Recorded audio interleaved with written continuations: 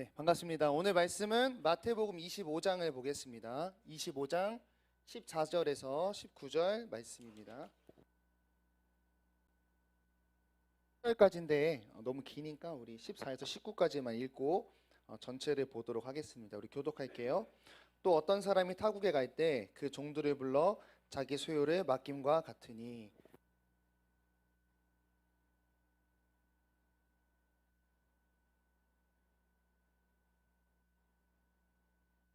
다섯 달란트 받은 자는 바로 가서 그것으로 장사하여 또 다섯 달란트를 남기고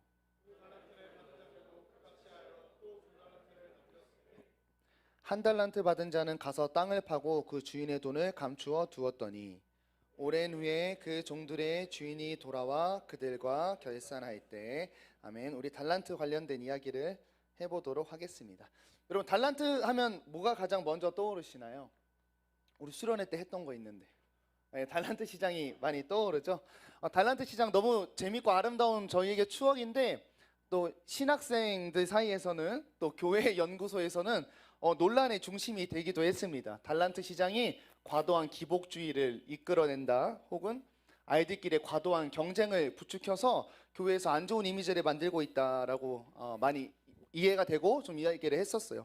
근데 왜냐하면 달란트를 되게 자본주의적 개념에서 어떤 화폐로 생각하기 때문에 이런 일들이 발생했습니다. 제가 예전에 있던 교회에서도 달란트 뭐 도둑 사건, 달란트 사다리 타기 등 여러 가지 이제 달란트를 얻기 위해서 애들이 알아서 죄를 잘 짓더라고요. 가르치지 않아도 그런 일들이 많이 발생했는데, 이제 달란트라는 거를 이렇게 물질적인 개념이 아니라 하나님으로부터 주어진 뭐 재능이나 시간이나 환경 이런 것들로 잘 치환해서 이해해 보면 굉장히 좋은 메시지가 있습니다. 달란트는 하나님이 공급자가 되시는 거고 하나님이 줬기 때문에 하나님을 위해서 쓰여야 하는 것이고 또 이 달란트가 나눔으로 또 펼쳐지면 하나님 뜻이 확장된다는 메시지 여러 가지가 있는데요. 오늘 2월이에요. 아까 찬양 인도하시는 자매님께서도 얘기해 줬지만 1월 달에는 좀 충전을 한 것 같아요. 수련회를 통해 충전도 하시고 세미나를 통해 마음이 충전되셨나요? 아멘. 내년에도 있다는 점. 자, 그래서 마음도 충전되고 또 한 해의 계획을 1월 달에 잘 짜시면서 1월에 준비하신 것 같고 이제 2월이 되면 이제 실제로 우리가 삶에서 풀어내야 되는 일이 시작이 됐습니다. 특별히 그리스도인들은 정체성이 두 개잖아요. 여러분은 청년이고 대한민국 국민이기도 하지만 또 그리스도인이라는 정체성으로 삶에 이렇게 들어가실 텐데 이제 삶에서 어떻게 살아야 되는지 오늘 본문을 통해 한번 잘 알아보도록 하겠습니다. 오늘 말씀 배경, 그러니까 예수님이 이 달란트 비유 이야기를 하시는 배경이 있어요. 배경이 뭐냐면 예수님이 이제 공생애를 다 거치시고 십자가로 사역을 완성하려고 가려고 하시면서 이런 설교를 먼저 했습니다. 나 이제 십자가에 죽고 승천한 다음에 나중에 재림할 거야 라는 설교를 했어요. 그리고 오늘 본문은 뭐냐면 내가 승천하고 재림하는 이 사이 재림을 기다리는 그리스도인들은 어떤 모양으로 기다려야 하는지를 두 가지 비유로 알려주는데 첫 번째가 이 앞전에 있는 처녀 비유, 등불 들고 기다리는 처녀 비유고 오늘이 달란트 비유인데 말씀 통해서 우리도 여러분 어떻게 보면 종말론적으로 보면 재림하신 예수님을 기다리면서 마주하는 매일을 살아내시잖아요. 이 달란트 비유의 이 이야기 속에서 어떤 모양으로 우리가 현재를 살아가야 할지 한번 알아보도록 하겠습니다. 요즘 그리스도인들에게 가장 중요한 건 현재를 잘 사는 거거든요. 우리 어른들도 그렇고 원래 기독교인들이 굉장히 소극적으로 신앙생활을 했어요. 수련 때 많이 나눴지만 뭘 안 하는 것으로 내 경건을 아이덴티티를 채워냈고 교회에서는 막 손들고 찬양하고 뭐 별짓 다 하지만 세상만 가면 쭈그렁탱이 방탱이 돼가지고 아무것도 안 하는 그런 신앙인들이 되었는데 성경은 그것만 강조하는 것이 아니라 삶에서 적극적으로 그리스도인들이 해야 할 일들에 대해서 얘기하고 있거든요. 오늘 말씀 통해 한번 알아보도록 하겠습니다. 여러분 이거 내용은 다 아시나요? 네, 저기 뭐 주일학교 때 많이 들었죠? 주인이 금을 맡기고 갔어요. 다른 만큼 주었고 갔다 돌아와가지고 금 갖고 뭐 했는지 내가 자리를 비운 이 기간 동안 어떤 인생을 살았는지 이제 평가를 하게 됩니다. 비유를 헬라어로 파라볼레라고 해요. 파라랑 블레포 옆에 두고 보는 거거든요. 그러니까 오늘 이야기 이 옆에다 이야기를 놓고 우리 인생을 잘 조명해봐서 한번 메시지를 알아봐서 주인을 기다리는 인간이 어떤 모습으로 평가되는지를 봄으로써 재림을 기다리는 우리 현재의 삶을 한번 알아보도록 하겠습니다. 자, 말씀 보시면 14절에 보면 주인이 종을 떠날 때 자기 소유를 맡겼다라고 나와 있어요. 그래서 맡기다라는 단어는 그냥 이렇게 맡겨뒀다는 의미가 아니라 전수하다, 전달하다 이런 의미가 있어요. 그래서 선생님이 학생에게 교훈을 전달하다 혹은 율법과 전통이 전수되다라는 내용이 있는데 어떤 의미냐면 단지 어떤 물건만 전달해 주는 게 아니라 물건에 담긴 정신이 들어가 있다라는 거예요. 그러니까 주인이 뭔가를 주고 갔는데 그 주인이 이 물건 가지고 하고자 했던 의도와 목적과 목표까지가 다 전달이 됐던 거예요. 제가 이전에 교회에 있을 때 선생님, 청년 선생님이 많이 없었어요. 애들 한 40명 있는데 청년 선생님 2명 있었어요. 청년들이 저희 싫어했나 봐요. 그래서 2명이 있는데 PPT를 돌릴 사람이 없어요. 한 명만 안 나와도. 그래서 내가 PPT를 이렇게 돌리다가 이제 설교를 하러 가야 되는데 원고를 놓고 온 거예요. 그래서 옆에 있던 애한테 야 시원아 이거 잠깐 하고 있어. 그리고 노트북을 맡기고 원고를 갖고 돌아왔는데 얘가 노트북 컴퓨터에 아파서 그냥 그대로 있는 거야. 니 뭐하냐? 아니 좀 맡기고 갔잖아요. 하면서 여기 주인의 빡침을 내가 깨닫게 되었어요. 내가 이 친구한테 노트북 자리를 준 건 뭐냐면 내가 하고 있던 PPT 운영을 하라는 거였거든요. 그러니까 마찬가지로 하나님이 우리에게 뭔가 맡기고 갔을 때는 그거 갖고 가만히 있으라는 게 아니라 그걸로 통해 하고자 했던 원래 일을 계속 해나가라라는 이야기거든요. 그래서 여러분 첫 번째 이거 좀 메시지를 가져갔으면 좋겠습니다. 하나님께서 우리가 맡겨준 게 있어요. 그리고 그거는 간직하고 품고 거룩하게 아무도 못 건드리게 갖고 있는 게 아니라 그 자원을 통해 하시고자 하셨던 하나님이 꽃 피우고자 하셨던 그 내용들을 우리가 살아내야 한다라고 하는 점. 내가 가진 걸 내 주인 대신 하나님의 뜻대로 경영해야 된다. 이게 기다리는 사람 첫 번째 메시지입니다. 자, 그리고 또 보시면 15절에 보면 줬어요. 달란트 많지를 줬는데 재능대로 줬다 나와 있어요. 그러니까 내가 충분히 다룰 만하고 활용할 만하고 나한테 이 정도가 주어져야 최고로 빛낼 수 있을 만큼의 뭔가를 맡겨주고 갔다라고 나와 있습니다. 근데 우리 이거 말씀 볼 때마다 열받는 점이 있어요. 달란트를 다르게 줬다는 거예요. 그런데 그건 나중에 좀 이야기해보고 1달란트가 20년치 임금이래요. 대충 계산하면. 자, 그러면 1달란트나 10달란트치나 중요한 건 뭐냐면 충분하게 줬다는 거예요. 하나님이 맡기고 갔는데 내가 나를 마음껏 발휘할 수 있을 정도로 꼭 맡겨 주었다라는 것을 여러분 좀 기억을 하셔야 됩니다. 우리가 세상 사람들과 다른 어떤 인생관을 갖고 있는 게 있다면 세상 사람들은 우리가 이 땅에 존재하는 것이 아무런 이유와 목적도 없이 엄마 아빠의 사랑으로 인해 우연하게 발생된 존재라고 생각해요. 그래서 여기에서 의미를 찾으려고 하니까 세상들이 좋아하는 가치를 찾아서 유행을 따라서 살아가는 거죠. 근데 여러분 오늘 종의 비유를 통해 말씀하시는 것, 하나님이 피조물, 하나님이 그의 자녀를 이 세상에 남겨두었을 때에는 의도적으로 하나님이 남겨줬다라고 하는 것이고 목적과 계획과 뜻이 있다라고 하는 것, 그리고 그것을 하나님의 뜻대로 경영할 때 반드시 창조주의 임무를 여기서 행동할 때 놀라운 일이 있다는 것을 여러분 먼저 기억하시기 바랍니다. 자, 그럼 이제 한번 이야기를 이어볼게요. 우리가 어떤 창조주의 미션을 가지고 인생을 살아가요. 재림을 기다리는데 가로막는 게 있어요. 오늘 종이 3명 나오는데 한 명은 좀 푸닥거리를 당했어요. 그래서 왜 이 종은 주인의 의도대로 하지 못했는가? 어떤 것이 주인에게 받은 사명을 이 땅에서 풀어내는 데에 어려움을 주는가 한번 알아보도록 하겠습니다. 자, 나머지는 잘 보니까 일을 했는 것 같아요. 근데 이 친구는 일을 안 했는데 그 이유가 있어요. 우리 24절, 25절 안 읽었는데 한번 같이 읽어볼까요? 주인을 이렇게 오해하고 있었거든요. 한번 읽어보도록 하겠습니다. 시작.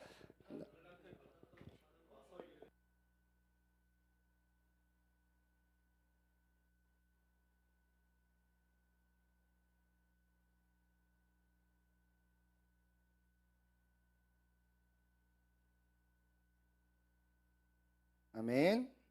우리 뭐 상담 세미나 들었으니까 이게 감정 단어가 하나 나오죠. 네, 두려워했다라는 거죠.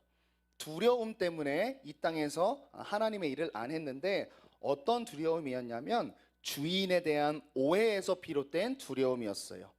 주인을 이렇게 생각하고 있었어요.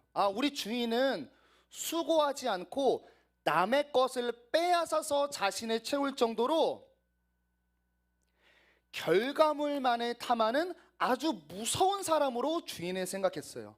그러니까 주인한테 뭔가 임무를 바꿔도 이렇게 해석을 하는 거죠. 이거 일했다가 괜히 결과 잘못 나오면 나 진짜 죽을 텐데. 이런 두려움 때문에 주인께 받은 사명을 행하지 않았다라고 나와 있습니다.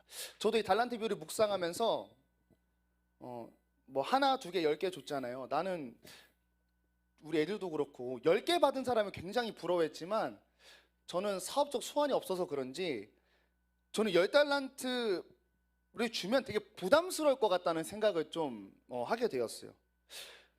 저 큰 돈을 내가 다 다룰 수 있을까 하는 거죠.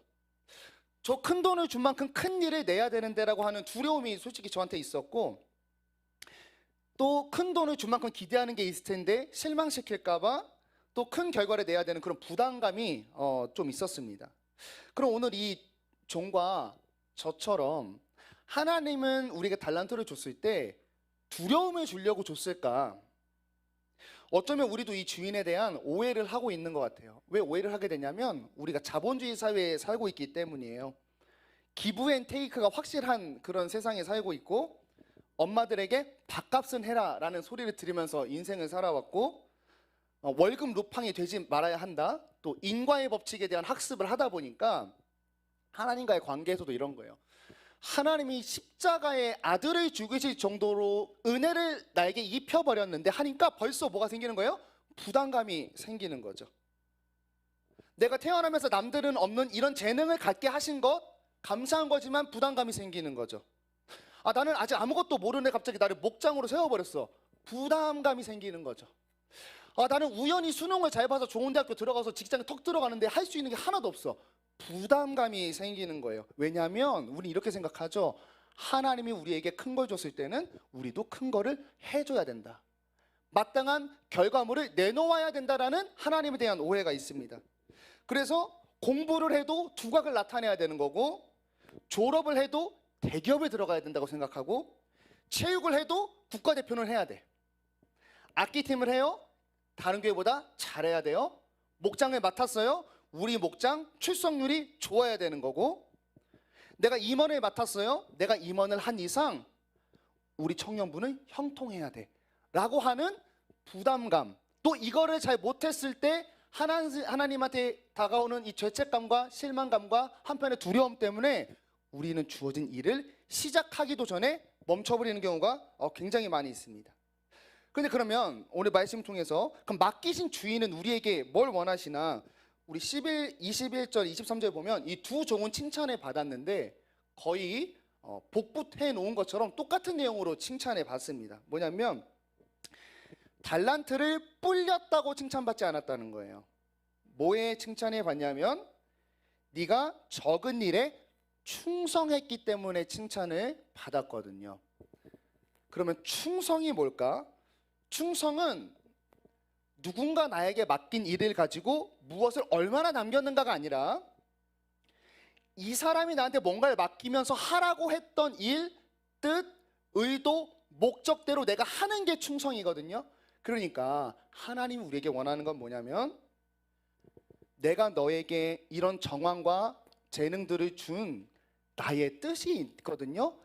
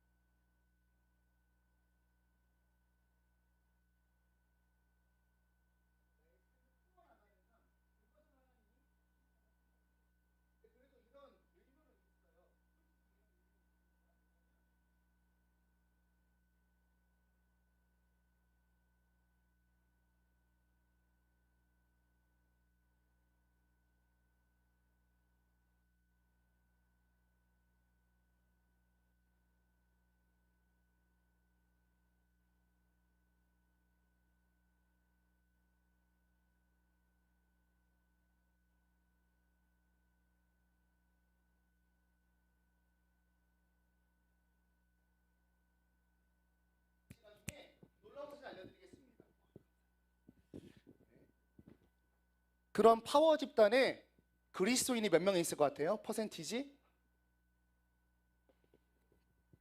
동화 한번 맞춰볼래? 몇 퍼 있어? 감이 좋잖아. 요즘 편의점 알바해가지고. 찍어봐, 찍어봐.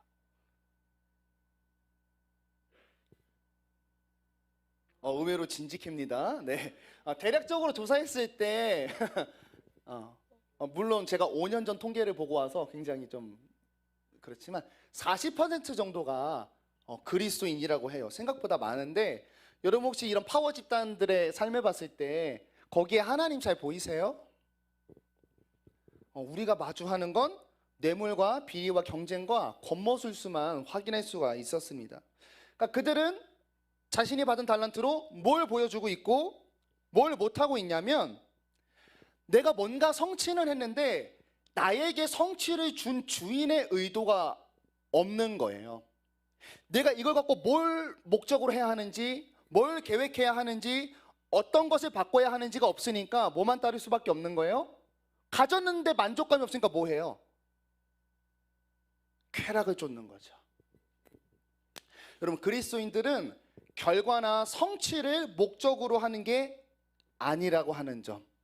그 대신 어떤 마인드를 가져야 하냐면 내가 지금 주어진 것으로 무엇을 할 것인가를 생각해야 돼요. 근데 답이 나와 있어요. 뭐냐면 내게 주어진 정황과 삶과 재능들을 가지고 하나님의 마음과 의도와 뜻을 품는 것, 그것이 첫 번째로 우리에게 주어진 사명입니다. 그럼 결론 부분에 가서 그럼 달란트가 도대체 뭐냐, 달란트가 뭔지 알아보도록 하겠습니다. 우리 흔히 생각하면 달란트 하면 영어가 거기서 탤런트가 나와서 재능이라고 생각하기가 쉬운데 성경에서 말하는 달란트는 무게의 단위예요. 그래서 오늘 잘 읽어보면 금 한 달란트, 그러니까 킬로그램, 뭐 그람, 톤, 뭐 킬로바이트, 메가바이트처럼 달란트는 한 단위다. 자, 그러면 이 단위라는 것만 생각해도 달란트는 재능이 아니라는 걸 알 수가 있어요. 심지어 14절에 보면 재능이란 단어가 이미 나왔어. 재능대로 다른 무게를 준 거예요. 그리고 15절에 보면 이 사람들이 다른 종류를 받지 않았어요. 그죠? 핑크 덤벨을 받고 크롬 덤벨을 받지 않았어요. 다 금을 받았어. 그러니까 여기서 강조하고 싶은 건 뭐냐면 다른 달란트를 줬다는 게 아니라 다 같은 금을 받았는데 내 재능대로, 나의 힘과 능력과 역량대로, 잘 보세요, 각기 다른 무게를 받았다는 거예요. 다시 얘기하면 각자 감당할 수 있고 꼽힐 수 있는 삶의 무게, 삶의 범위, 삶의 깊이를 받았다고 하는 것. 그러니까 여러분이 짊어진 삶이 달란트다라는 거예요. 내 목원이 달란트죠. 우리 옆 친구 보면서 넌 내 달란트에 한번 해보세요. 네, 달란트가 금 같나요? 네. 여러분의 가정이 달란트이고, 여러분의 환경이 달란트이고, 여러분의 재력이 달란트이고, 여러분의 학교, 여러분의 건강, 여러분의 인맥이 다 여러분이라는 재능 위에 주어진 내가 짊어지고 가야 할 달란트. 어떤 친구는 하나고, 어떤 친구는 5kg고, 어떤 친구는 10달란트만큼의 재능을 무게를 받았겠죠. 근데 이 무게를 가지고 우리에게 원하시는 게 뭐라고 했냐면 충성이라고 하는 거예요. 내가 짊어진 나의 삶과 환경을 통해 하나님을 나타내라고 하는 거죠. 근데 열받는 게 있습니다. 내게 주어진 각기 다른 삶의 무게로 하나님의 뜻으로 경영하라 그랬는데 이것에 대한 상급이 별로예요. 상급에 보면 뭐라고 하냐면 더 준대. 네가 적은 일에 충성했으니까 달란트를 더 주겠대요. 달란트를 알기 전엔 그랬습니다. 재능에 재능을 더해 좋은 줄 알았는데 오늘 살펴보니까 뭐예요? 이만큼 무거웠는데 이만큼만 책임지면 됐는데 이거 잘하니까 뭐래요? 이만큼 주고 이만큼 넓히겠다라고 하니까 정말 기분이 안 좋죠. 잘하면 더 주니까. 그리고 또 한 가지 열받음의 포인트는 나한테 주는 게 아니라 자기 거를 맡겨준다라고 하는 거예요. 주는 것도 아니야, 더 무겁게 만들어. 굉장히 열받을 수밖에 없는 약속입니다. 근데 생각해보면 맡긴다라는 개념은 우리가 이렇게 이해할 수 있을 것 같아요. 여러분, 인생에 내게 있나요? 우리가 일단 나올 때 빨개 벗고 나왔습니다. 갈 때 아무것도 못 가지고 가요. 종말론적으로 우리 삶을 좀 해석해 보면 사실 우리는 다 소유라는 개념이 있을 수 없는 존재죠. 맡아서 쓰다가 이 땅에 놓고 가는 거예요. 그러니까 하나님께 뭔가를 맡았다라고 하는 개념은 세상 사람들이 얘기하는 소유와 다를 바가 없는 거죠. 단지 그리스도 인식의 이해입니다. 자, 그런데 많은 것을 맡긴대요. 나 힘든데 말이죠. 그런데 아까 이런 얘기를 했어요. 하나님이 나에게 맡겨주신 것을 가지고 내 재능대로 굴리면 주인의 뜻대로 뭔가가 썸띵이 일어난다는 거죠. 여러분, 하나님이 우리를 통해 이 땅에 하시고자 하는 일들이 너무나 명확하죠. 그것은 하나님 나라를 이 땅에 세우는 것이고, 죄 때문에 생겨버린 질서들, 경쟁과 시기와 질투가 아니라 이거 말고 다른 거, 샬롬, 사랑과 용서를 원래는 내가 이 정도에서만 만들어낼 수 있는 존재였는데, 이 정도 깊음의 자리에, 이렇게 넓음의 자리에 나를 통해 샬롬이 피어나게 하신다는 그런 약속으로 받아들인다면, 내 달란트가 무거워도 내 달란트가 맡겨진 것이라고 해도 우리는 기쁨으로 참여할 수가 있습니다. 그리고 여기 한 가지 더 비밀이 있어요. 이렇게까지만 딱 이해해도 은혜롭긴 하지만 굉장히 나를 하나님께서 도구적인 존재로 여기시는 것 같아요. 하나님 자기 나라 세우려고 나를 사용하고 써먹으려는 어떤 내가 기계론적인 존재가 되는 것 같은데, 하나님의 진짜 목적이 있어요. 우리 약속을 한번 읽어보겠습니다. 우리 21절로 한번 해볼까요? 21절 한번 읽고 천천히 맞춰보겠습니다. 시작. 그 주인이 이르되 잘하였도다 착하고 충성된 종아, 내가 적은 일에 충성하였음에 내가 많은 것을 맡기리니 내 주인의 즐거움에 참여할지어다 하고. 아멘. 하나님의 진짜 목적은 우리가 주어진 삶을 소화해낸 만큼 더 주시는 것도 있지만, 진짜 하나님의 목적은 뭐냐면 내 주인의 즐거움에 참여하는 것이 하나님의 목적이에요. 여러분, 솔직히 생각해 보면 하나님이 우리를 통해 주님의 나라를 넓혀 가시는데, 솔직히 하나님이 하면 돼요. 그죠? 내가 하는 것보다 잘하실걸요? 그리고 내가 못하면 다른 사람 고용해서 그 사람 데리고 하는 게 더 편할 수도 있어요. 그죠? 그러니까 우리는 하나님 내 환경은 왜 있다고 해요? 하나님을 위해 열심히 하는데 내 삶은 왜 이래요? 원망하지만 솔직히 하나님 편의 입장에서는 하나님은 개손해 보고 있는 거죠. 나 같은 거 데리고 쓰려니까 답답한 거예요. 나만큼 하나님을 모르는 사람이 나를 가지고 일하려고 하니까 하나님은 또 가르쳐야 되는 거예요. 부족하고 가르쳐야 되고, 어르고 달래야 되고, 삐지면 토라진 거 잡아줘야 되고, 이렇게 질질 끌어서 가지고 하나님이 우리와 함께 일을 하시는 이유는 단지 나의 재산을 넓히시는 게 목적이 아니라 하나님 원하시는 건 이거예요. 나와 함께 일하면서 기뻐하고 웃고 아파할 수 있는 한 사람을 찾으시는 게 하나님의 진짜 목적입니다. 우리 편에서 이해하면 내가 신이라는 존재가 시킨 일을 하면서 나를 통해 주변이 밝아지는 어떤 기분 좋은 일을 경험하는 게 아니라, 주인이 나에게 이만큼의 일을 주면서 내가 잘하면 더 많은 일을 주면서 나의 지경을 넓히는 이유는 더 넓은 곳에, 더 깊은 곳에 하나님의 마음으로 내가 부딪히면서 내 주인의 마음을 점점 알아가는 거예요. 그래서 하나님과 깊은 사귐으로 들어가서 하나님으로 기뻐할 수 있는 인생, 80살이면 없어질 이 땅의 것을 쥐는 기쁨이 아니라 나의 삶의 정황 속에서 하나님의 마음을 아는 기쁨을 누리도록 하는 게 하나님께서 우리에게 재능을 주시고 재능 위에 달란트를 주시는 이유라고 하는 거예요. 여러분, 하나님을 아는 기쁨을 누려보셨나요? 혹시 교육부서 성교 보신 분? 지금 성기 많이 중등부 겁나 많던데? 애들 보면 어때요? 열받죠. 굉장히 열받습니다. 근데 중등부 저도 7년 했는데 열받아요.